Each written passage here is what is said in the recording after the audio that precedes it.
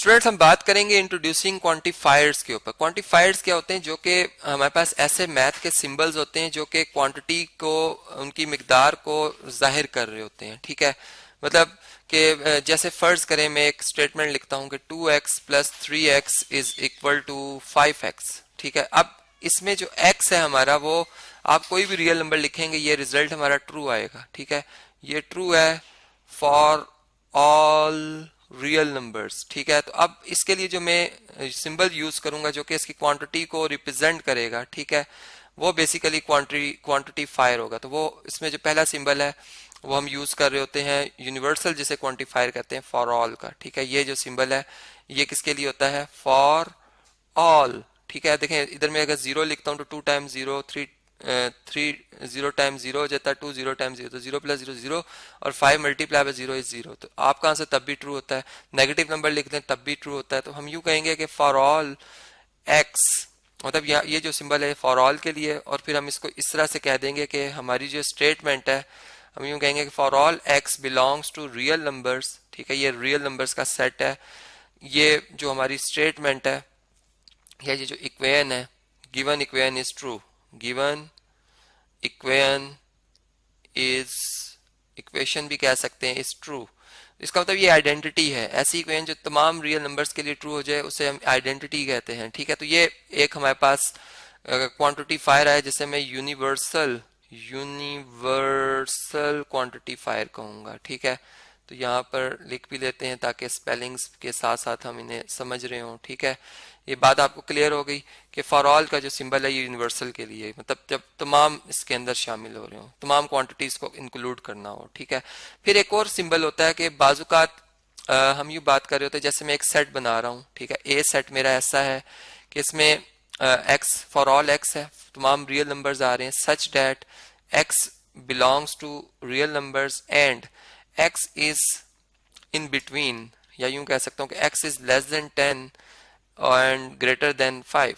ठीक है, अब या चले रियल नंबर्स को हम हटा के बात करते हैं कि नेचुरल नंबर्स हैं। ठीक है, नेचुरल नंबर, ताकि बात जरा थोड़ी सी क्लियर हो जाए। ठीक है, अब देखें इसमें जो एग्जिस्टेंशियल या हम यूं बात कर सकते हैं कि वो वैल्यूज जो कि इसमें एग्जिस्ट करेंगी इस सेट के अंदर, वो तमाम नेचुरल नंबर नहीं है। ठीक है, तो हम यूं बात करेंगे कि बाज़ औक़ात हमें ये बताना पड़ता है कि हमारे सेट के अंदर कौन से मेंबर हैं और कौन से मेंबर नहीं है। ठीक है, तो हम यूं बात करेंगे कि in set A, in a set A there exist, ये जो सिंबल है ना, जिसको ई, हम कैपिटल ई को अगर उसको उलट लिखें, उसका मिरर इमेज ले रहे हो, इस तरह से हमें उसको उलट मतलब नजर आ रहा है वो। ठीक है, तो ये हमारे पास देयर एग्जिस्ट का होगा, there exist x belongs to A such that.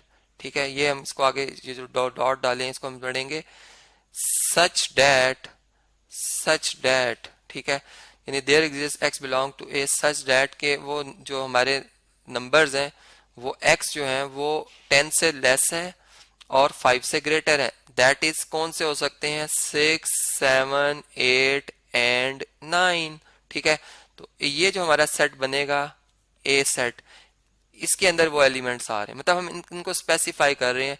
ठीक है, तो मतलब ये जो इस किस्म का अगर हमने सिंबल यूज करना हो जिसमें कि हम कुछ की बात कर रहे होते हैं, देयर एग्जिस्ट, ठीक है, या स्टेटमेंट के ऊपर होता है, तो इससे हम कहते हैं कि ये जो हमारे पास क्वांटिटीफायर है ये एग्जिस्टेंशियल क्वांटिटीफायर है। ठीक है, तो यहाँ पर चलें, यहाँ पर लिख लेते हैं इसको, चलें ये इस जगह पर, ये सेकंड नंबर ही है। ठीक है, मैं ऊपर से रेस कर देता हूँ, यहाँ पर हम इसका नाम लिख लेते हैं कि ये है एग्जिस्टेंशियल, एग्जिस्टेंशियल क्वांटिटीफायर। ठीक है जी, तो अब इसमें और भी इसके यूज हो सकते हैं, मतलब कि फर्ज करें कि हमारी कोई स्टेटमेंट इस तरह की है कि हमने कहा कि जो भी हमारे पास हम ये बात कर लेते हैं कि जो भी हमारे पास नेचुरल नंबर है उससे ग्रेटर एक, मतलब हर नेचुरल नंबर के बाद एक इंटीजर मौजूद है। ठीक है, तो हम यूं कहेंगे for all x belongs to